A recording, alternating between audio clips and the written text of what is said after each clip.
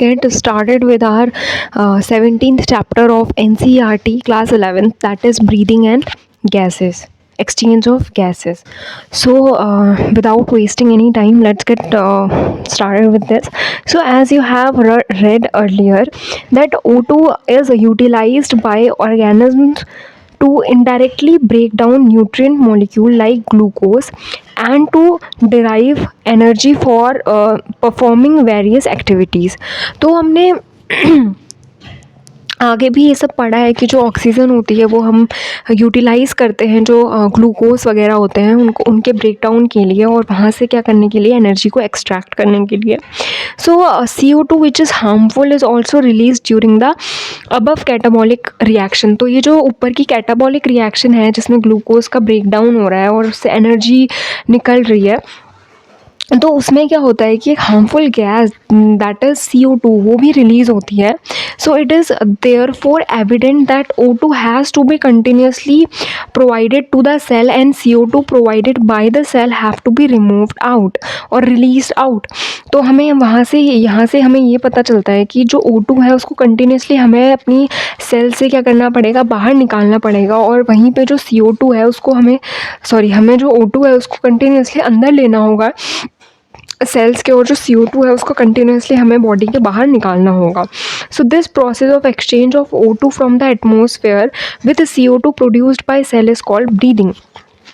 तो ये जो प्रोसेस होती है, जिस प्रोसेस में हम एक्सचेंज करते हैं O2 का, हम उसको बाहर निकालते हैं बॉडी से, और जो CO2 होती है उसको हम बॉडी के अंदर लेते हैं, तो इसको हम ब्रीदिंग कहते हैं, जिसको हम कॉमनली रेस्पिरेशन कहते हैं. So place your hand on your chest, you can feel the chest moving upward and downward. तो ये एक एक्टिविटी है कि हमें अपनी जो चेस्ट है वो ऊपर और नीचे जाते हुए फील होगी जब हम ब्रीदिंग करते हैं. So you know it is due to breathing. तो अब एक क्वेश्चन ये उठता है कि हाउ डू वी ब्रीथ, हम ब्रीदिंग करते कैसे हैं. So the respiratory organ and the mechanism of breathing are described in the following sections of the chapter. तो इस चैप्टर में हमें पूरा एक्सप्लेन किया हुआ है कि हम ब्रीदिंग किस तरीके से करते हैं और कौन कौन से जो ऑर्गन्स होते हैं वो उसमें इस्तेमाल होते हैं. सो सबसे पहला हमारा पॉइंट है रेस्पिरेटरी ऑर्गन्स. तो रेस्पिरेटरी ऑर्गन्स हम डिफरेंट एनिमल्स में पढ़ेंगे पहले. So mechanism of breathing vary among different group of animals depending mainly on their habitats and levels of organization. तो डिफरेंट जो ऑर्गेनिज्म होते हैं, जो एनिमल्स होते हैं, ये उनकी जो हैबिटेट होती है यानी कि जहाँ पे वो रहते हैं उस पर डिपेंड करता है, और जो डिफरेंट लेवल होते हैं ऑर्गेनिज्म के ऑर्गेनाइजेशन के, उन पे भी ये डिपेंड करता है कि वो किस तरीके से अपनी ब्रीदिंग कर रहे हैं. So lower invertebrates like sponges, coelenterates, flatworms etcetera exchange O2 with CO2 by simple diffusion over their entire body surface. तो अब ये जो ऑक्सीजन की एक्सचेंज है वो जो सिंपल डिफ्यूजन से होती है पूरी बॉडी में इन ऑर्गेनिज्म की. Earthworm use their moist cuticle. जो अर्थवॉर्म है वो अपने मॉइस्ट क्यूटिकल्स को यूज़ करता है रेस्पिरेशन के टाइम पे, ब्रीदिंग के टाइम पे. और जो इंसेक्ट हैं वो अपने नेटवर्क ऑफ ट्यूब्यूल्स को यूज़ करते हैं, जिसको हम ट्रैकियल ट्यूब्स कहते हैं, जो क्या करते हैं, एटमॉस्फेरिक जो एयर होती है उसको बॉडी में ट्रांसपोर्ट करने का काम करते हैं. Special vascularized structure called gills are used by most of the aquatic arthropods. और ये जो वेस्कुलराइज्ड गिल्स हैं, ये गिल्स लाइक जो स्ट्रक्चर हैं, ये एक्वेटिक ऑर्थोपोड्स यूज़ करते हैं. जो मोलस्क हैं वो भी गिल्स को यूज़ करते हैं. उसके बाद वेरेस जो वेस्कुलर बैग लाइक स्ट्रक्चर होता है जो कि लंग्स होते हैं, वो टेरेस्ट्रियल एनिमल्स से यूज़ करते हैं उसे और अपने बॉडी के गैसेस को एक्सचेंज करने के लिए. So among vertebrates fishes use gills whereas reptiles, birds and mammals respire through lungs. तो अब जब हम वर्टिब्रेट्स में भी बात कर रहे हैं, तो वर्टिब्रेट्स में भी जो फिशेस होती हैं वो और जो रेप्टाइल्स होते हैं वो अपने गिल्स यूज़ करते हैं. But while talking about birds and mammals, वो कहीं जाके इन लंग्स को यूज़ करते हैं. सो उसके अलावा भी जैसे एम्फीबियंस होते हैं जिनको हम फ्रॉग कहते हैं, वो रेस्पायर करते हैं अपनी मॉइस्ट स्किन से. सो जो मैमल्स होते हैं उन्होंने एक वेल डेवलप्ड रेस्पिरेटरी सिस्टम क्या किया होता है, अडप्ट किया होता है. और respiration through gills is called brachial respiration. brachial respiration. Now moving towards human respiratory system. So we have a pair of external nostril opening out above the upper lip. तो हमारे पास पेयर होता है एक nostril का, हमारी जो नाक होती है वो पेयर में होती है obviously. So it leads to a nasal chamber through the nasal passage. तो अब ये क्या है, ये जो है ये एक नेज़ल चैम्बर जो होता है इस नेज़ल पैसेज से वो बनता है. So the nasal chamber open into pharynx. तो ये जो नेज़ल चैम्बर होता है ये फेरिंग्स में ओपन होता है. और फेरिंग्स का होता है एक कॉमन पोर्शन होता है दोनों ही, फूड के लिए भी और एयर के लिए भी. So the pharynx open through the larynx region into the trachea. जो फेरिंग्स होता है वो लैरिंग्स के थ्रू कहाँ क्या करता है, ओपन होता है. Larynx is a cartilaginous box which help in sound production and hence called sound box. तो जो लैरिंग्स होता है वो एक कार्टिलेजिनस बॉक्स होता है, कार्टिलेजस का बना हुआ बॉक्स होता है और ये साउंड प्रोडक्शन में हेल्प करता है. During swallowing, glottis can be covered by a thin elastic cartilaginous flap called epiglottis. तो अब स्वॉलोइंग के टाइम पे क्या होता है, जब हम फूड को स्वॉलो करते हैं तो ये जो एपीग्लॉटिस होता है ये ग्लॉटिस से कवर हो जाता है ताकि जो फूड है वो लैरिंग्स में ना जाए और किस में जाए, ईसोफेगस के थ्रू स्टमक में जाए. So trachea is a straight tube extending up to the mid thoracic cavity. तो जो ट्रैकिया होता है वो एक स्ट्रेट ट्यूब होता है जो कि मिड थोरेसिस कैविटी तक जाता है, विच divide at the level of fifth thoracic vertebra into a left and a right primary bronchi. तो फिफ्थ थोरेसिस लेवल के वर्टिब्रा में ये जाके डिवाइड हो जाता है लेफ्ट और राइट में. So each bronchia undergoes repeated division to form secondary and tertiary bronchi. उसके बाद ये जो ब्रोंकाई होते हैं ये फर्दर डिवाइड होते हैं और सेकेंडरी और टर्शरी ब्रोंकाई में चेंज होते हैं. And bronchioles ending up in very thin terminal bronchials. The tracheal primary, secondary and tertiary bronchi and the initially bronchi are supported by incomplete cartilaginous ring. तो उसके बाद ये जो ट्रैकिया होता है प्राइमरी, सेकेंडरी और टर्शरी ब्रोंकाई तक जो इनिशियल ब्रोंकाई होती हैं वो इनकम्प्लीट कार्टिलेजिनस रिंग से सपोर्टेड होती हैं. Each terminal bronchi give rise to number of very thin irregular walled and vascular bag like structure called alveoli. तो ये जो टर्मिनल ब्रोंकाइल्स होते हैं बहुत ज़्यादा थिन होते हैं, इरेगुलर वॉल्ड होते हैं, ये वैस्कुलर बैग लाइक स्ट्रक्चर होते हैं जिनको हम एल्वियोलाई कहते हैं. The branching network of bronchi, bronchioles and alveoli comprises the lung. जो ब्रांचिंग नेटवर्क होता है जिसको हम ब्रोंकाई, ब्रोंक्यूल्स या फिर एल्वियोली कहते हैं वो लंग्स का बना हुआ होता है. We have two lungs which are covered by a double layered pleura. अब ये जो लंग्स होते हैं ये प्लूरा से कवर्ड होते हैं एंड जो ये प्लूरा होता है ये प्लूरल फ्लूड जो होता है वो इसके बीच में होता है. और ये जो प्लूरल फ्लूड होता है ये क्या करता है, फ्रिक्शन को रिड्यूस करता है. फ्रिक्शन को रिड्यूस कैसे करता है,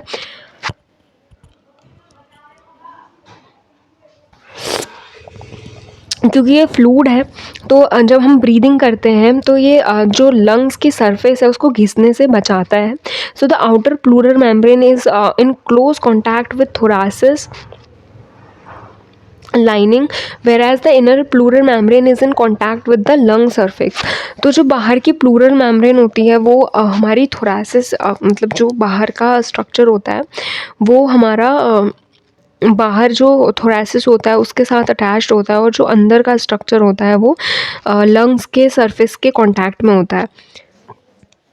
So the part starting with external nostril up to terminal bronchial constitute the conducting part.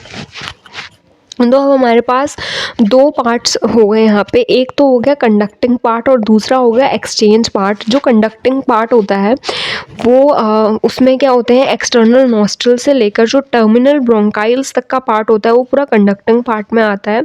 और जो एल्वेलाइज होते हैं और उनकी जो डक्ट्स होती हैं जो रेस्पिरेटरी एक्सचेंज का काम करती हैं रेस्पिरेटरी सिस्टम में, तो ये जो होते हैं ये एक्सचेंज का पार्ट होता है। उसके बाद जो कंडक्टिंग पार्ट है वो ट्रांसपोर्ट करता है एटमॉस्फेरिक एयर को एल्वोलाइज में, और एल्वोलाइज में ले जाते वो क्या करता है, कंडक्टिंग पार्ट का फंक्शन ये होता है कि वो एयर को क्या करता है, क्लीन करता है, उसमें से जो फॉरेन पार्टिकल्स हैं उन्हें रिमूव करता है और उसको ह्यूमिडिफाई करता है और क्या करता है, उस जो एयर है उसकी जो टेम्परेचर है वो बॉडी के टेम्परेचर तक लेके आता है। और ये जो एक्सचेंजिंग साइड होती हैं ये क्या करती हैं, ये डिफ्यूजन करती हैं O2 का और CO2 का ब्लड और एटमॉस्फेरिक एयर के साथ। So the lungs are situated in thoracic cavity which is anatomically an air tight chamber. तो जो लंग्स होते हैं वो एक एयर टाइट चैम्बर होते हैं। जो इनका थोरैसिक चैम्बर है वो डॉर्सली फॉर्म्ड होता है। डॉर्सली वो वर्टिब्रल कॉलम से कवर होता है। डॉर्सली मतलब पीछे साइड से वर्टिब्रल कॉलम प्रेजेंट होता है। वेंट्रली आगे साइड से क्या है, उसमें स्टर्नम प्रेजेंट है। लेटरली साइड की ओर से उसमें रिब्स प्रेजेंट है और नीचे की साइड से उसमें डोम शेप डाइफ्राम प्रेजेंट होता है। तो ये पूरा का पूरा एक एयर टाइट चैम्बर होता है। और इसमें एक क्वेश्चन भी था कि अगर हम एक लंग्स में क्या कर दें, हम सुई से छेद कर दें तो फिर क्या हम रेस्पिरेशन कर पाएंगे, तो इसका आंसर होगा नहीं, क्योंकि that's an air tight chamber. और जब वो एयर टाइट चैम्बर है तो उसका मैकेनिज्म भी उसी तरीके से है। So the anatomical setup of lungs in thoracic is such that any change in the volume of thoracic cavity will be reflected in the lungs, that is pulmonary cavity. Such an arrangement is essential for breathing as we cannot directly alter the pulmonary volume. तो जो ये arrangement है lungs की इस तरीके से जो होती है उसी के थ्रू हम क्या करते हैं, हम ब्रीदिंग कर पाते हैं। इसके अलावा हमारे पास कोई डायरेक्टली इसको अल्टर करने का कोई भी ऐसा वॉल्यूम नहीं होता है। तो हमारे पास कुछ स्टेप्स हैं रेस्पिरेशन के जो इन्वॉल्व होते हैं।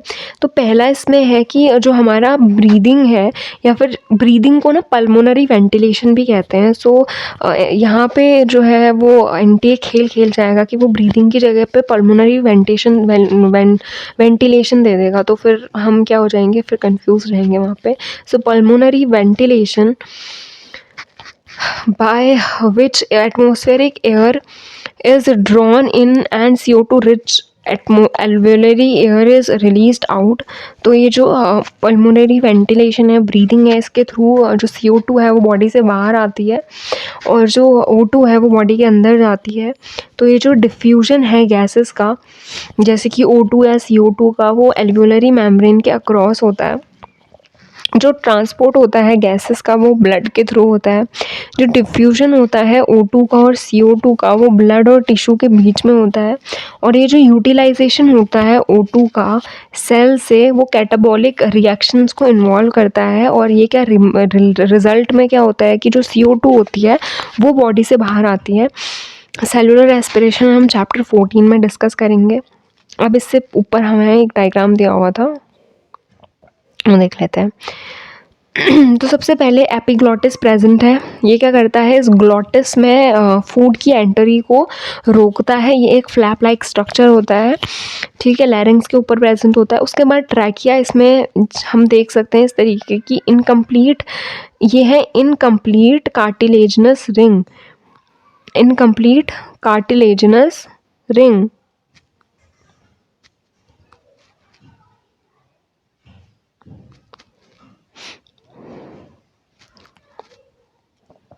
ठीक है, यहाँ तक प्रेजेंट होते हैं ये प्राइमरी और सेकेंडरी ब्रोंकाई हो गया, ब्रोंक्यूल्स तक ये प्रेजेंट होती हैं।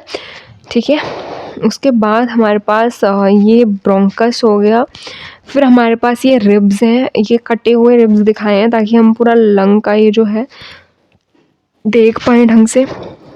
ये डायफ्राम है,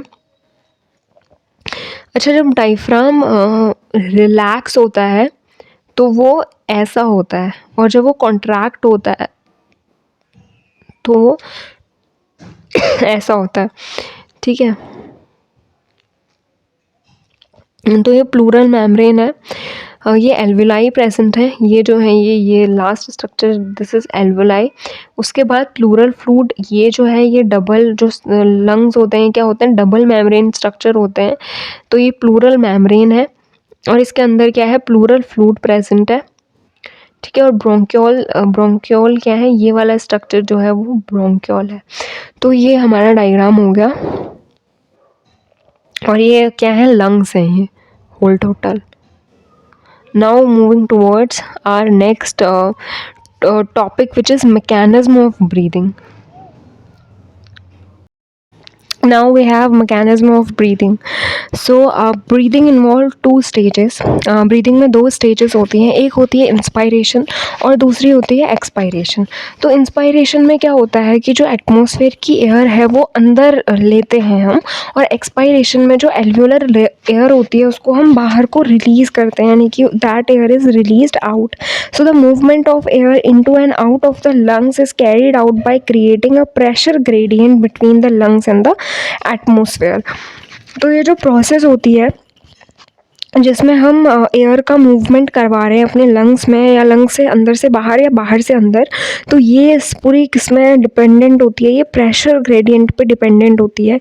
जो इंस्पायरेशन होता है वो जब प्रेशर जो होता है अंदर लंग्स के कम होता है in comparison to atmospheric pressure, तब होती है, क्योंकि कभी भी जो एयर है वो हाई प्रेशर से लो प्रेशर की तरफ जाएगी। तो अब जब हमारे लंग्स में प्रेशर कम है तो एटमॉस्फेयर की एयर अंदर आएगी, तो ये एक नेगेटिव प्रेशर होता है, जो कि नेगेटिव प्रेशर जो होता है लंग्स में in with respect to atmospheric pressure. Similarly, expiration takes place when the intrapulmonary pressure is higher than the atmospheric pressure. और वैसे ही एक्सपायरेशन तब होता है जब जो प्रेशर, एटमॉस्फेरिक प्रेशर जो लंग्स के अंदर है वो ज़्यादा होता है in comparison to atmospheric pressure. The diaphragm and a specialized set of muscles external and internal intercostal between the ribs help in generation of such gradient. और ये जो डायफ्राम होता है और जो स्पेशल सेट ऑफ मसल्स होता है, external और इंटरनल इंटरकोस्टल जो मसल्स होते हैं जो कि रिब्स में प्रेजेंट होते हैं, इनकी हेल्प से ये रेस्पिरेशन और एक्सपायरेशन का मैकेनिज्म होता है. So inspiration is initiated by the contraction of diaphragm which increases the volume of thoracic cavity. तो ये रिलैक्स डायफ्राम है, जब इसका कॉन्ट्रैक्शन होता है तो ये ऐसा हो जाता है. तो ये लंग्स हैं, ऊपर को ये लंग्स हैं, तो ये लंग्स का क्या है, यहाँ पे वॉल्यूम क्या हो गया, इंक्रीज हो गया.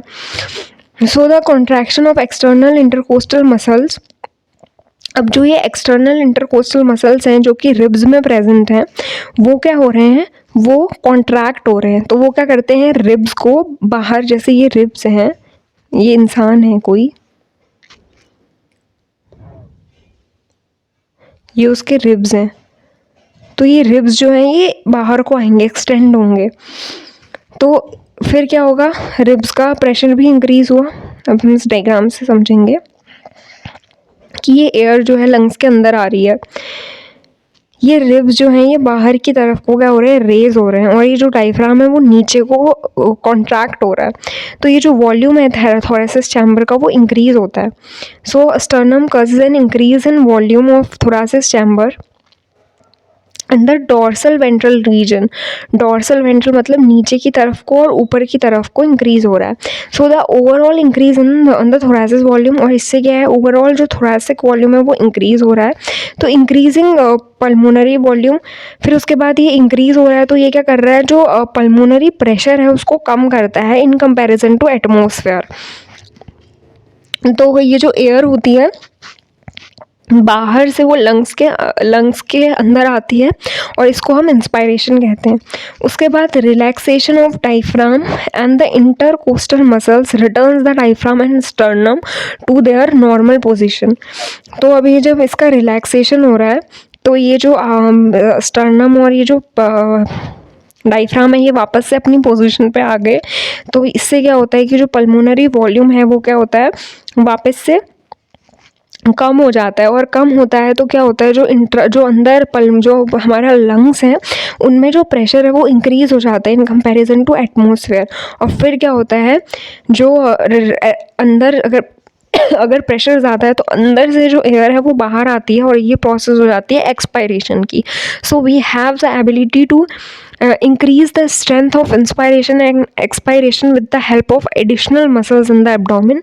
और हम ये जो इंस्पायरेशन और एक्सपायरेशन की ये जो स्ट्रेंथ है इसको हम डिक्रीज़ भी कर सकते हैं और इंक्रीज़ भी कर सकते हैं विद द हेल्प ऑफ जो हमारी एडिशनल मसल्स होती हैं जो हमारे एब्डोमेन में प्रेजेंट होती हैं उनकी हेल्प से। तो ऑन एन एवरेज जो एक इंसान होता है वो 12 से 16 टाइम्स क्या करता है पर मिनट ब्रीथ करता है। तो ये जो वॉल्यूम है ब्रीदिंग में जो इन्वॉल्व हो रहा है ये स्पायरोमीटर से एस्टिमेट होता है। और ये क्लिनिकल असेसमेंट में कि पल्मोनरी जो हमारा फंक्शन है, हमारा जो लंग्स का फंक्शन है वो ठीक ठाक है या नहीं है, उसके असेसमेंट में ये बहुत ज़्यादा हेल्प करता है। So human breaths about 12 to 16 times per minute. Now we have the next topic which is respiratory volumes and capacities.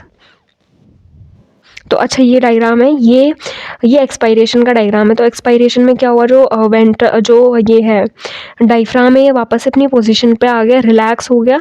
और ये जो रिब्स हैं ये रिलैक्स हो गए तो अंदर को चले गए। तो ये क्या है, वॉल्यूम क्या हो गया यहाँ पे, कम हो गया। वॉल्यूम कम हुआ तो जो प्रेशर है वो इंक्रीज़ हुआ और फिर बाहर को क्या आ गई, एयर आ गई। Now we have respiratory volume and capacities. What is the next, that is respiratory volume and capacity. तो इसमें सबसे पहले जो हम डिस्कस करते हैं वो हम करते हैं टाइडल वॉल्यूम को। So tidal volume is volume of air inspired और एक्सपायर्ड ड्यूरिंग नॉर्मल रेस्पिरेशन। तो जो टाइडल वॉल्यूम होता है वो 500 ml होता है बेसिकली। और एक हेल्दी मैन में जो अप्रॉक्सीमेटली 1 मिनट में वो एयर को लेता या फिर छोड़ता है वो होती है 6000 से 8000 के बीच में। उसके बाद हम बात करते हैं इंस्पायरेटरी रिजर्व वॉल्यूम की, दैट इज़ IRV। तो IRV एक इंसान का वो होता है कि जो एडिशनल अमाउंट ऑफ एयर कोई भी इंसान इंस्पायर कर सकता है फोर्सफुल इंस्पिरेशन से, तो उसे हम क्या कहते हैं, इंस्पायरेटरी रिजर्व वॉल्यूम कहते हैं। तो इसका एवरेज होता है 2500 से 3000 ml के बीच में। Then we have next is extra expiratory reserve volume, that is ERV।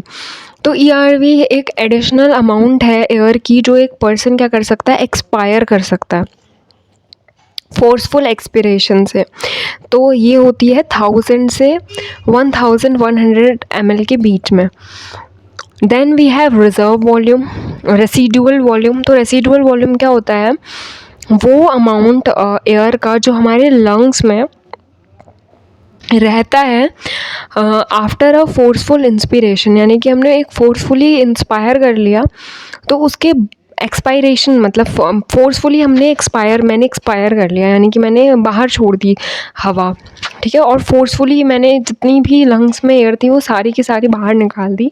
तो उसके अलावा वो एयर निकालने के बाद जो एयर रिमेनिंग रहती है लंग्स में उसको हम रेसिडुअल वॉल्यूम कहते हैं। और रेसिडुअल वॉल्यूम होता है 1100 ml से 1200 ml के बीच में।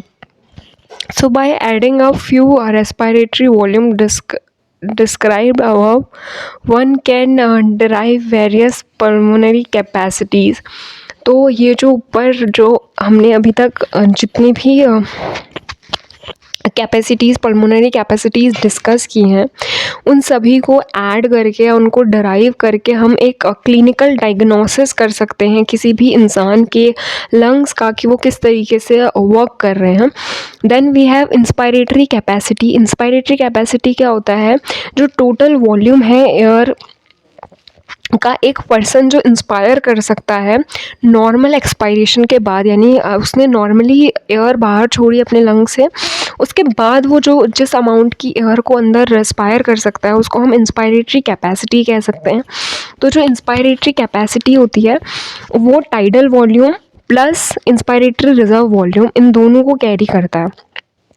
टाइडल वॉल्यूम यानी कि ये वाली एयर जो हम मतलब जो हम नॉर्मली इंस्पायर कर रहे थे, और फिर जब हम फोर्सफुल इंस्पिरेशन जो कर रहे हैं उन दोनों को ऐड करके जो हमारी निकल रही है वो हमारी इंस्पायरेटरी कैपेसिटी निकल रही है।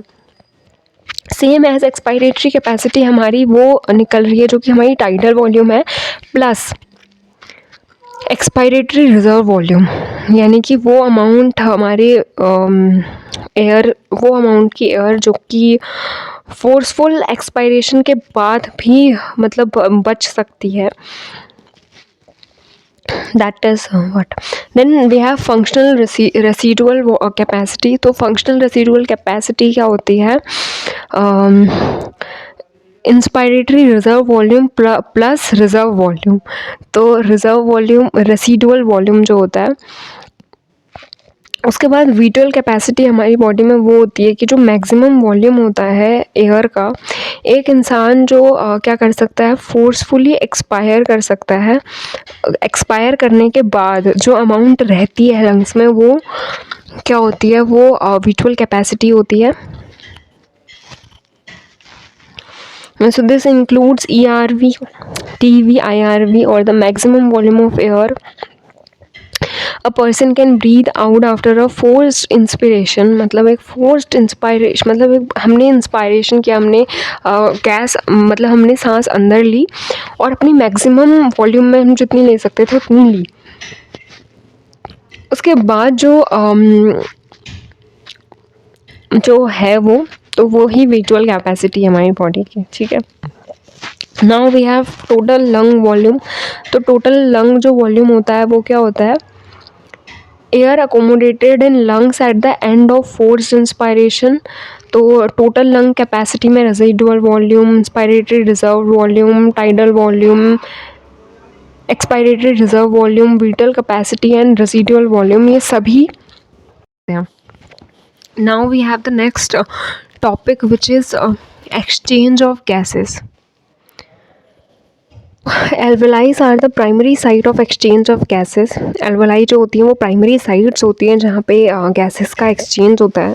Exchange of gases also occur between blood and tissue. और एक्सचेंज ऑफ गैसेस यानी कि इन गैसेस का एक्सचेंज ब्लड और टिश्यू के बीच में भी होता है।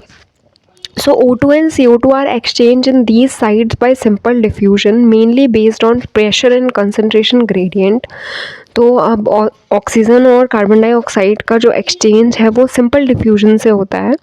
अब सिंपल डिफ्यूजन में क्या इन्वॉल्व होता है? मेनली प्रेशर या फिर कंसंट्रेशन ग्रेडियंट इन्वॉल्व होता है।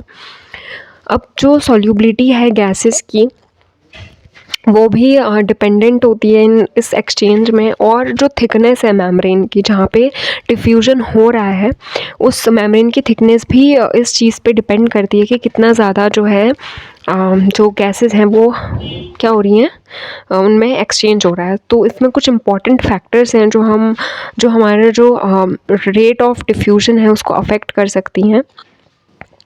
So pressure contributed by an individual gas in a mixture of gases is called partial pressure। तो अब जो प्रेशर होता है जो कि एक इंडिविजुअल गैस जो होती है एक मिक्सचर ऑफ गैसेस में क्या करती है होती है, उसको हम पार्शियल प्रेशर कहते हैं। And it is represented as PO2 for oxygen. और ये पार्शियल प्रेशर ऑफ जो ऑक्सीजन है वो PO2 करके रिप्रेजेंट होता है, और जो CO2 का पार्शियल प्रेशर होता है वो PCO2 करके रिप्रेजेंट होता है कार्बन डाइऑक्साइड का। उसके बाद जो प्रेशर पार्शियल प्रेशर है इन दो गैसेस का एटमॉस्फेरिक एयर के साथ और जो साइट है डिफ्यूजन की वो हम डिस्कस करेंगे। तो जो रेट होता है वो हमें नीचे दिया हुआ है ऑक्सीजन का एल्विलाई के साथ और टिश्यूज़ के साथ। तो जो एटमॉस्फेरिक O2 है उसका एटमॉस्फेरिक प्रेशर जो होता है, पार्शियल प्रेशर जो होता है वो 159 है, जो कि हमें मर्क्यूरी मतलब मर्क्यूरी होता है Hg, तो Hg में दिया हुआ है, और कार्बन डाइऑक्साइड का 0.3 होता है। अब जो एल्विलाई होते हैं, एल्विलाई में जो पार्शियल प्रेशर है ऑक्सीजन का वो 104 होता है, और CO2 का होता है 40। फिर ऑक्सीजनेटेड जो डीऑक्सीजनेटेड ब्लड है उसमें O2 का 40 होता है और CO2 का 45 होता है। ऑक्सीजनेटेड ब्लड में ऑक्सीजन का 95 होता है और CO2 का 40 होता है, और टिश्यूज़ में O2 का 40 होता है और CO2 का। ये डायग्राम दिया हुआ है कि जो डायग्राम है ये क्या कर रहा है, ये रिप्रेजेंट कर रहा है एक्सचेंज ऑफ गैसेस का एल्वेलाई के बीच में और ब्लड टिश्यूज़ के बीच में, और ट्रांसपोर्टेशन ऑफ जो CO2 है उसका ट्रांसपोर्ट और कार्बन डाइऑक्साइड का ट्रांसपोर्ट। अब ये है हमारी एल्वेलस, जो हमारी एल्वेलाई होती है, एक एल्वेलाई। यहाँ पे ऑक्सीजन का जो पार्शियल प्रेशर है 104 है और CO2 का 40 है। तो यहाँ पे इंस्पायरेशन और एक्सपायरेशन होता है गैसेस का। तो अब जो O2 है वो पल्मोनरी वेन से अंदर आ रही है और हार्ट में जा रही है अयोटा के थ्रू, फिर वो पूरी बॉडी में क्या हो रही है, डिस्ट्रीब्यूट हो रही है। सिस्टमिक आर्टरी जो होती है ऑक्सीजन को कैरी कर रही है। अब ये जो टिश्यू है यहाँ पे ऑक्सीजन का पार्शियल प्रेशर 95 है और CO2 का 40 है। उसके बाद टिश्यू में गई, अब टिश्यू से ऑक्सीजन पूरी टिश्यू ने ले ली और जो कार्बन डाइऑक्साइड थी वो वापस ब्लड को दे दी। तो अब ये जो ब्लड है इसमें फिर कितनी है, उसका जो पार्शियल प्रेशर है और कार्बन डाइऑक्साइड का 45 है और किसका, ऑक्सीजन का 40 है। तो ये डीऑक्सीजनेटेड ब्लड को कैरी कर रहा है, फिर पल्मोनरी आर्टरी से के थ्रू वापस लंग्स में लेके जा रहा है और फिर एक्सपायरेशन हो रहा है। सो इसके बाद क्या लिखा था कि similarly we have a gradient is present for CO2 in opposite direction. तो अब जैसे ऑक्सीजन के लिए एल्वेलस में प्रेजेंट था, वैसे ही जो कार्बन डाइऑक्साइड है इसके लिए एक अपोजिट डायरेक्शन में प्रेशर ग्रेडियंट होता है, जो कि होता है टिश्यू से ब्लड की ओर और ब्लड से एल्वेलस की ओर। तो as the solubility of CO2 is 20 to 25 times higher than O2, होती है CO2 की वो 20 से 25 टाइम्स क्या होती है, हायर होती है इन कंपैरिजन टू O2। और कार्बन मोनोऑक्साइड की तो 200 से मतलब 200 टाइम्स हायर होती है in comparison to O2 and CO2 दोनों। तो ये जो CO2 होती है ये क्या होती है, जब डिफ्यूज़ होती है डिफ्यूजन मेम्ब्रेन से, per unit difference in partial pressure is much higher compare to O2। तो ये जो पार्शियल प्रेशर होता है बहुत ज़्यादा होता है इन कंपैरिजन टू O2। सो जो डिफ्यूजन होता है मेम्ब्रेन का वो 3 मेजर लेयर्स में होता है। तो सबसे पहली क्या होती है, थिन स्क्वैमस एपिथेलियम होती है एल्वेलाई की। उसके बाद इंडोथीलियम होती है एल्वुलर कैपिलरी की। उसके बाद लास्ट जो होती है वो होती है बेसमेंट सब्सटेंस जो होता है उनके बीच में वो। However it's total thickness is much less than a millimetre, जबकि इसकी जो टोटल थिकनेस होती है वो 1 मिलीमीटर से कम होती है। Therefore all the factors in our body are favourable for diffusion of O2 from alveoli to tissue and that of CO2 from tissue to alveoli. तो ये जो थिकनेस होती है ये मिलीमीटर में होती है, और इसीलिए जो हमारी बॉडी होती है उसमें सारी कंडीशंस जो होती हैं वो फेवरेबल होती हैं O2 के अपटेक के लिए और CO2 के बॉडी से बाहर जाने के लिए। तो अब हमारे पास 3 लेयर होती हैं। सबसे पहले हमारी ये एल्वेलर कैविटी है। जो एल्वेओलर वॉल होती हैं इसमें ये सिर्फ 1 सेल्ड थिक होती हैं, यानी कि बहुत थिन होती हैं इन देयर साइज़। अब ये जो बेसमेंट सब्सटेंस है ये प्रेजेंट है इनके बीच में, यहाँ पर कोई बेसमेंट सब्सटेंस प्रेजेंट है, ठीक हो गया। और ये क्या करता है, ये कुछ लेसिथीन करके ये सब्सटेंस रिलीज़ करता है, और ये जो एल्वेलस है इसका ये जो इस तरीके का शेप है उसके मेंटेनेंस में ये सब्सटेंस हेल्प करता है। ठीक हो गया। अब हमारे पास फिर ब्लड कैपिलरी है और ये रेड ब्लड सेल है। तो 3 सेल्स जो हैं वो क्या है, सबसे पहली ये हो गई thin squamous epithelium of alveoli. Second क्या है, ये एल्वेलर कैपिलरी है, ये जो ब्लड कैपिलरी है एल्वेलर कैपिलरी है। इसकी इंडोथीलियम, इंडोथीलियम मतलब अंदर वाली लेयर, ठीक हो गया। एपिथीलियम मतलब ये इसकी बाहर वाली और इसके अंदर वाली इंडोथीलियम। उसके अलावा जो बेसमेंट सब्सटेंस है, ये बेसमेंट सब्सटेंस जो होता है ये, ठीक हो गया। तो हमारे पास ये तीन जो होती हैं वो सेल्स प्रेजेंट होती हैं। Next moving towards transport of gases. तो अब हमने ये पढ़ लिया, मैकेनिज्म पढ़ लिया, ब्रीदिंग ऐसे हुई वैसे हुई, एक्सचेंज ऑफ गैसेस ऐसे हुआ वैसे हुआ। तो एक्सचेंज तो हो गया, लेकिन उन गैसेस का ट्रांसपोर्टेशन कैसे हो रहा है ब्लड में, किस तरीके से वो ट्रांसपोर्ट कर रही हैं, तो वो अब हम डिस्कस करेंगे। जो ब्लड होता है वो मीडियम होता है ट्रांसपोर्टेशन का O2 और CO2 का। तो 97% ऑफ जो ऑक्सीजन है वो हमारी RBCs ट्रांसपोर्ट कर देती हैं, और बाकी की जो बची हुई 3% होती है वो ऑक्सीजन कौन कैरी करता है, वो हमारा प्लाज्मा कैरी करता है, मतलब प्लाज्मा में डिसॉल्व स्टेट में प्रेजेंट होती हैं। तो नियरली 20 से 25% जो CO2 है वो RBC के थ्रू ट्रांसपोर्ट होती है, और जो 70% ऑफ बाइकार्बोनेट है वो भी एज अ बाइकार्बोनेट, यानी कि एज अ बाइकार्बोनेट क्या करता है, ट्रांसपोर्ट करता है। और बाकी का जो 7% है वो CO2 में प्लाज्मा में डिज़ोल्व होके फिर उस तरीके से वो क्या होता है, ट्रांसपोर्ट होता है। अब हम बात करते हैं ट्रांसपोर्ट ऑफ ऑक्सीजन, और उसके बाद हम बात करेंगे ट्रांसपोर्ट ऑफ कार्बन डाइऑक्साइड का। So hemoglobin is a red color iron containing pigment present in RBC। तो जो हीमोग्लोबिन होता है वो RBC में प्रेजेंट होता है, जो कि आयरन कंटेनिंग होता है और रेड कलर का होता है। उसके बाद जो O2 होता है वो बाइंड होता है हीमोग्लोबिन के साथ एक रिवर्सिबल मैनर में। रिवर्सिबल मैनर मतलब ये होता है कि वो फिर वापस O2 के साथ ब्रेक होके फिर वापस से वो क्या बना सकता है, हीमोग्लोबिन बना सकता है अकेला, और ऑक्सीजन को फिर रिमूव कर सकता है, और फिर वापस ऑक्सीजन को क्या कर सकता है, अपने से अटैच कर सकता है। तो मतलब एक रिवर्सिबल मैनर है। So each haemoglobin molecule can carry a maximum 4 molecule of O2। तो हर एक हीमोग्लोबिन का जो मॉलिक्यूल होता है वो अपने साथ मैक्सिमम यानी कि ज़्यादा से ज़्यादा 4 ऑक्सीजन के मॉलिक्यूल्स को क्या कर सकता है, बाइंड कर सकता है। Binding of oxygen with haemoglobin is primarily related to partial pressure of O2।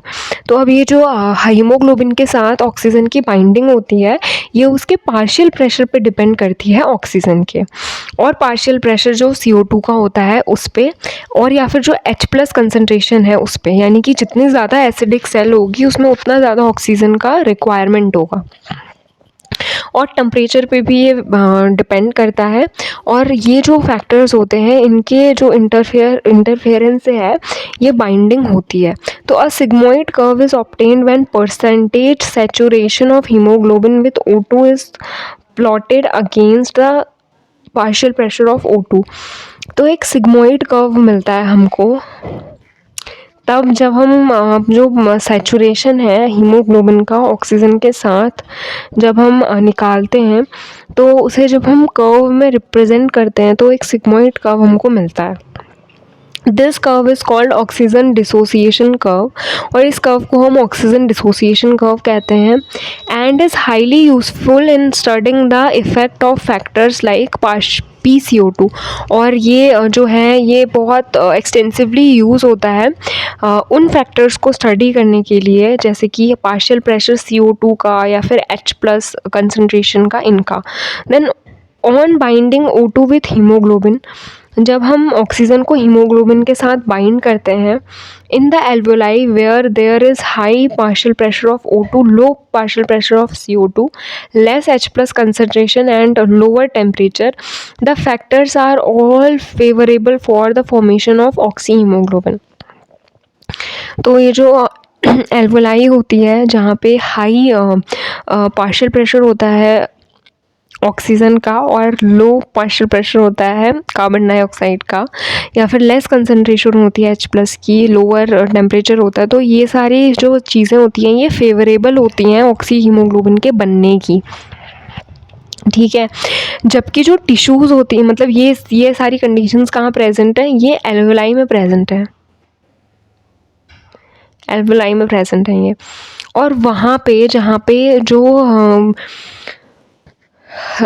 Partial pressure oxygen का है वो कम है, और जो कंसंट्रेशन है, मतलब जो पार्शियल प्रेशर CO2 है वो ज़्यादा है, और एसिडिक है वो सेल, H+ कंसंट्रेशन ज़्यादा है, हाई टेम्परेचर एग्जिस्ट कर रहा है, तो वहाँ पे क्या होगा, ऑक्सी हीमोग्लोबिन का क्या होगा, डिसोसिएशन होगा, यानी कि हीमोग्लोबिन से ऑक्सीजन डिसोसिएट होगी। तो हमें ये पार्शियल प्रेशर दिया हुआ है ऑक्सीजन का, जैसे जैसे पार्शियल प्रेशर बढ़ रहा है वैसे ही जो सैचुरेशन है, मतलब सैचुरेट हो रहा है, यानी ऑक्सीजन का अलग होना, वैसे वैसे वो अलग हो रहा है, किससे, हीमोग्लोबिन से। तो ये सिग्मोइड कर्व है। तो हमारा ये हो गया। Now we have, this clearly indicates that O2 gets bounded to hemoglobin in the lung surface and get dissociated at tissue level। तो इससे हमें ये क्लियरली इंडिकेट हो जाता है कि जो हीमोग्लोबिन है वो लंग्स के सरफेस पे क्या होता है, ऑक्सीजन से अटैच होता है, और टिश्यूज़ में वो एक दूसरे से डिसोसिएट हो जाता है। So every 100 ml of oxygenated blood can deliver around 5 ml of O2। तो जो एक 100 ml ऑफ ब्लड होता है उससे 5 ml क्या है, ऑक्सीजन कैरी होती है to the tissue for under normal physiological condition, यानी कि जब इंसान नॉर्मल कंडीशंस में है, ठीक है, वो उसका सब कुछ सिस्टम सही चल रहा है, तो उस टाइम पे क्या होगी, 5 ml ऑक्सीजन वो 100 ml ऑफ ब्लड में कैरी कर सकता है। Then we have transport of carbon dioxide.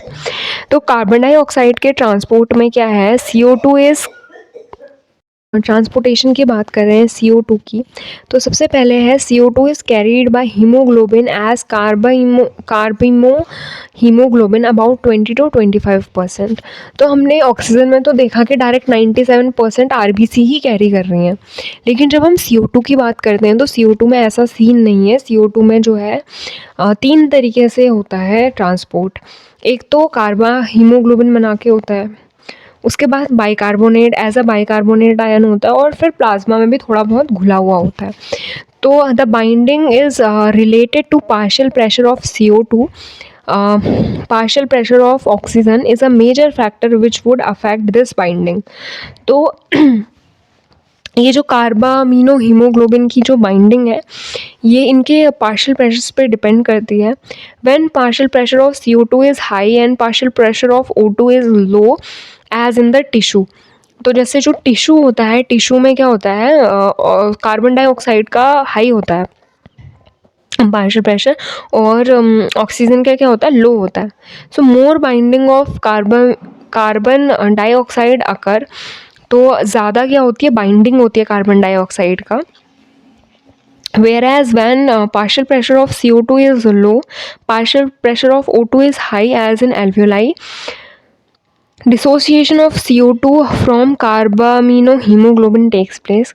तो क्या होती है, डिसोसिएशन हो जाता है कार्बन डाइऑक्साइड का हीमोग्लोबिन से, which is bound to haemoglobin for from the tissue is delivered at the alveoli. तो हाँ, ये जो होती है ये टिश्यू की जो डिलीवरी होती है एल्वेलाई पे, वहाँ पे होता है। तो RBCs contain a very high concentration of the enzyme carbonic anhydrase. तो जो RBC होती है, RBC में एक एंजाइम प्रेजेंट होता है जो कि बहुत हाई कंसनट्रेशन में प्रेजेंट होता है, और वो जो एंजाइम होता है उसका नाम होता है कार्बोनिक एनहाइड्रेस। जो कार्बोनिक एनहाइड्रेस होती है ये माइन्यूट अमाउंट में प्लाज्मा में भी प्रेजेंट है। तो ये एंजाइम क्या करता है, ये फैसिलिटेट करता है जो बाइकार्बोनेट है उसकी फॉर्मेशन में भी, और फिर क्या करता है, वापस से उस बाइकार्बोनेट से CO2 और H2O में चेंज होने की। तो at the site of tissue, जहाँ जो टिश्यूज़ हैं जहाँ पे जो कार्बन डाइऑक्साइड है वो हाई कंसंट्रेशन में है, क्योंकि वहाँ पे क्या हुआ है, वहाँ पे रिएक्शंस हुई हैं, वहाँ पे एनर्जी जनरेट हुई है। तो वो जो CO2 होती है वो क्या करती है, वो डिफ्यूज़ हो जाती है ब्लड में। तो ब्लड में यानी कि RBC में और प्लाज्मा में, और वो क्या करती है, वो ये कार्बन जो ये कार्बोनेट है, हाइड्रोजन कार्बोनेट है, उसकी फॉर्मेशन करती है। और क्या करती है, ये एक H+ भी देती है। तो इससे क्या होता है, सेल एसिडिक हो जाता है। So at the alveolar site where PCO2 is low, तो जो एल्विलाइज होती हैं जहाँ पे जो ये पार्शियल प्रेशर है CO2 वो कम कंसंट्रेशन में प्रेजेंट है, the reaction proceeds in the opposite direction leading to the formation of CO2 and H2O। तो अब ये जो है ये अपोजिट डायरेक्शन में होती है, तो ये किस चीज़ की फॉर्मेशन करती है, कार्बन डाइऑक्साइड की और वाटर की। Thus CO2 trapped as bicarbonate at the tissue level, तो जो CO2 बाइकार्बोनेट की तरीके से टिश्यू लेवल पे ट्रैप हुई है, तो वो क्या हो रही है, ट्रांसपोर्ट हो रही है एल्वलाई पे और रिलीज़ कर रही है CO2 को। तो every 100 ml of deoxygenated blood delivers approximately 4 ml of CO2 to the alveoli. तो अब जो एक 100 ml, जो हर 100 ml होते हैं डीऑक्सीजनेटेड ब्लड के, वो अप्रॉक्सीमेटली 4 ml ऑफ CO2 को कैरी करते हैं, और जो पर 100 ml होता है ब्लड का, वो 5 ml ऑफ ऑक्सीजन को क्या करता है, कैरी आउट करता है। तो we have completed this as well. अब हमारे पास है regulation of respiration. Let's get started with regulation of respiration. So human beings are significant, जो human beings होते हैं उनके पास एक significant ability होती है कि वो maintain कर सकते हैं और moderate कर सकते हैं जो अपना respiratory rhythm है उसे, जो कि उनकी बॉडी को, मतलब उनके जो बॉडी टिश्यू हैं जो उन्हें उनकी जो उसकी डिमांड है उस तरीके से। So this is done by a neural system. तो ये हमारे जो न्यूरल सिस्टम है उसके थ्रू होता है। तो हमारे जो एक स्पेशल रीजन होता है, जो हमारा मेड्यूला होता है ब्रेन का, वहाँ पे प्रेजेंट होता है, जिसको हम रिस्पायरेटरी रिदम सेंटर कहते हैं। तो वो जो ये प्राइमरली वो रिस्पॉन्सिबल होता है किस चीज़ के लिए, रेगुलेशन के लिए। Okay, then we have another centre. उसके अलावा हमारा एक और सेंटर होता है जो कि प्रेजेंट होता है पॉन्स रीजन में ब्रेन के, और ये होता है नीमोटैक्सिक सेंटर। तो जो रेस्पिरेटरी रिदम सेंटर है वो मेड्यूला में प्रेजेंट है, और जो नीमोटैक्सिक सेंटर है वो हमारे पॉन्स में प्रेजेंट है। और ये क्या करता है, ये मॉडरेट करता है और ये किसके फंक्शंस को मॉडरेट करता है, जो हमारी रेस्पिरेटरी रिदम सिस्टम है उसके जो फंक्शंस हैं उनको मॉडरेट करता है। तो जो न्यूरल सिग्नल है सेंटर से, वो हम उसकी जो ड्यूरेशन है उसको हम रिड्यूस कर सकते हैं, या फिर हम उसको मतलब रिड्यूस करके हम क्या कर सकते हैं, अल्टर कर सकते हैं रेस्पिरेटरी रेट को। सो chemosensitive area is situated adjacent to the rhythmic center, which is highly sensitive to CO2 and hydrogen ion. तो इसके अलावा हमारा जो एक हाईली कीमो सेंसिटिव एरिया भी प्रेजेंट होता है, जो रिदमिक सेंटर होता है उसके एडजेसेंट प्रेजेंट होता है वो। और ये जो होता है ये CO2 के लिए हाईली सेंसिटिव होता है, और हाइड्रोजन आयन के लिए भी हाईली सेंसिटिव होता है। तो ये डिटेक्ट कर लेता है कि हाँ अब ज़रूरत है उसकी। तो increasing in these substance can activate this centre. तो अगर ज़्यादा CO2 या फिर H+ आयन है तो वो क्या होगा, वो पहचान लेगा उसको और फिर एक्टिवेट कर देगा अपने रिदमिक जो सेंटर है उसे। सो जो रेस्पिरेशन है, वो जो प्रोसेस है उसमें क्या होगा, बेसिकली जो सब्सटेंस हैं वो एलिमिनेट होंगे। सो जो रिसेप्टर्स हैं जो एसोसिएटेड होते हैं आयोटिक आर्च या फिर कैरोइड आर्टरी से, जो कि हमारा हार्ट पे प्रेजेंट है बेसिकली, वो भी रिकग्नाइज़ कर लेता है CO2 या फिर H+ की कंसंट्रेशन को, और फिर वो क्या करता है, वो सेंटर को अपने सिग्नल भेजता है, ब्रेन को सिग्नल भेजता है। और तभी भी क्या होता है, इस तरीके से भी जो ये रिदमिक सेंटर है, ये कंट्रोल होता है। तो बेसिकली जो रोल है ऑक्सीजन का, वो रेगुलेशन ऑफ रेस्पिरेटरी सेंट्रल में इनसिग्निफिकेंट है। तो बेसिकली जो रेगुलेशन कर रहा है इस रेस्पिरेटरी रिदम सेंटर का, वो CO2 एंड H+ कंसनट्रेशन कर रही है। तो now we have disorders of respiratory system. सबसे पहला डिसऑर्डर है हमारा अस्थमा। तो जो अस्थमा है, ये इसमें क्या होता है, ये बहुत डिफ़िकल्टी होती है ब्रीदिंग में, वीजिंग, बट इन्फ्लेमेशन होता है ब्रोंकाई में और ब्रोंक्यूल्स में। और उसके बाद एम्फाइसीमिया एक क्रॉनिक डिसऑर्डर है, यानी कि फिर ये ट्रीटेबल नहीं है। तो इसमें क्या होता है, जो एल्वियोलर वॉल्स होती हैं उसमें सूटी कार्बन जो होता है वो एक्यूमुलेट हो जाता है, और इससे क्या होता है, जो सरफेस होता है उसका एल्वियोलाई का, वो डिक्रीज़ हो जाता है। तो hence it is decreasing the respiratory surface as well. और फिर इससे क्या होता है कि जो जो ब्रीदिंग है उसको करने में जो एल्विलाइज हैं वो कोलैप्स कर जाते हैं। तो इस तरीके से एफिशिएंटली रेस्पिरेशन नहीं हो पाता। तो ये बेसिकली ये सिगरेट स्मोकिंग से होता है, तभी सूटी कार्बन जो है वो जमा हो जाता है हमारे एल्विलाइज में। Then the next disease which is occupational respiratory disorder. So occupational respiratory disorder क्या है कि इसमें बेसिकली ये इंडस्ट्रीज़ वगैरह में जो काम करते हैं, जैसे कि स्टोन ब्रेकिंग या फिर ग्राइंडिंग में, जहाँ पे बहुत ज़्यादा डस्ट प्रोड्यूस होती है। तो इस सिचुएशन से कोप अप करने के लिए जो डिफेंस मैकेनिज्म है, हाँ, वो क्या करता है, वो परफोरेशन करना शुरू कर देता है। तो परफोरेशन जब होता है फाइबर्स का, तो वो क्या करते हैं, वो फिब्रोसिस करके एक डिजीज़ हो जाती है।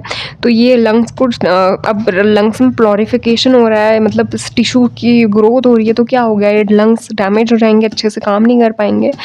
तो फिर इसके लिए एक तरीका ये होता है कि जो वर्कर्स होते हैं इंडस्ट्रीज़ के, उनको बहुत अच्छे क्वालिटी के प्रोटेक्टिव मास्क जो होते हैं वो उन्हें पहना के हम ये जो डिसऑर्डर है उसे कम कर सकते हैं या ख़त्म कर सकते हैं। Now we have the summary. तो समरी इज़ लाइक, पहला जो पैराग्राफ था वो ये है, सेलुलर, फिर inspiration and expiration, exchange of formation, respiratory rhythm, medulla, chemosensitive area. तो जो ये कीमोसेंसिटिव एरिया ये मेड्यूला में प्रेजेंट है, ठीक है। तो यहाँ पे हमारा ये चैप्टर कंप्लीट हो गया है, 17th chapter which is breathing and respiration. So guys, we will meet with you in the next chapter and a new chapter of NCERT. Till then keep revising. Thank you.